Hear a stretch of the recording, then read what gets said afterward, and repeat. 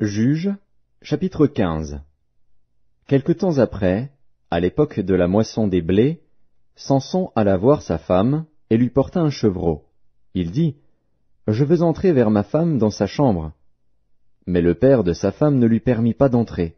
« J'ai pensé, dit-il, que tu avais pour elle de la haine, et je l'ai donnée à ton compagnon. Est-ce que sa jeune sœur n'est pas plus belle qu'elle? Prends-la donc à sa place. » Samson leur dit, « Cette fois je ne serai pas coupable envers les Philistins si je leur fais du mal. » Samson s'en alla, il attrapa 300 renards et prit des flambeaux. Puis il tourna queue contre queue et mit un flambeau entre deux queues au milieu. Il alluma les flambeaux, lâcha les renards dans les blés des Philistins et embrasa les tas de gerbes, le blé sur pied et jusqu'aux plantations d'oliviers. Les Philistins dirent, « Qui a fait cela ?» On répondit, « Samson, le gendre du Timnien, parce que celui-ci lui a pris sa femme et l'a donnée à son compagnon. » Et les Philistins montèrent, et ils la brûlèrent, elle et son père. Samson leur dit, « Est-ce ainsi que vous agissez? Je ne cesserai qu'après m'être vengé de vous. » Il les battit rudement, dos et ventre. Puis il descendit et se retira dans la caverne du rocher d'Étam. Alors les Philistins se mirent en marche, campèrent en Juda, et s'étendirent jusqu'à Léchi.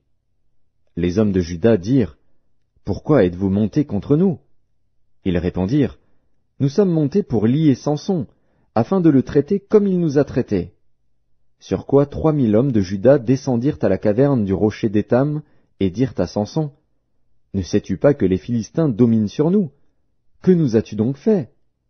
Il leur répondit, « Je les ai traités comme ils m'ont traité. » Ils lui dirent, « Nous sommes descendus pour te lier, afin de te livrer entre les mains des Philistins. » Samson leur dit, « Jurez-moi que vous ne me tuerez pas. » Ils lui répondirent, « Non, nous voulons seulement te lier et te livrer entre leurs mains, mais nous ne te ferons pas mourir. » Et ils le lièrent avec 2 cordes neuves et le firent sortir du rocher. Lorsqu'il arriva à Léchi, les Philistins poussèrent des cris à sa rencontre. Alors l'Esprit de l'Éternel le saisit. Les cordes qu'il avait au bras devinrent comme du lin brûlé par le feu, et ses liens tombèrent de ses mains. Il trouva une mâchoire d'âne fraîche, il étendit sa main pour la prendre, et il en tua 1000 hommes.